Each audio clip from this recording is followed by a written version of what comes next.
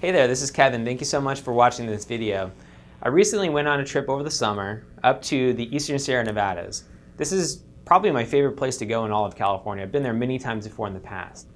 And what I love about it so much is that when you start out from the south in Bishop and work your way all the way up north, about 150 miles to Bridgeport area, you get to experience many different areas of the Eastern Sierras. You start off low in the desert in Bishop, and you are looking up at Mount Whitney.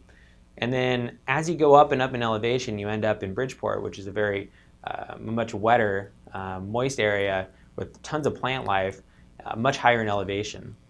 It's a cool place to go and experience many different environments in a short period of time. I posted another video recently about the bristlecone pine area, which might be the coolest place in all of that area. So you can check that out in my video playlist. And I also did another drone video that was specifically just in the Mammoth Lakes. This video is going to cover a wide range of areas, all the way from the very bottom in Bishop, all the way to the top in Bridgeport area. And it was a really great experience shooting with the drone. You see, I've been up to the Eastern Sierra many times in the past, and you're used to seeing all the different things, and I've taken pictures of everything that are up there before.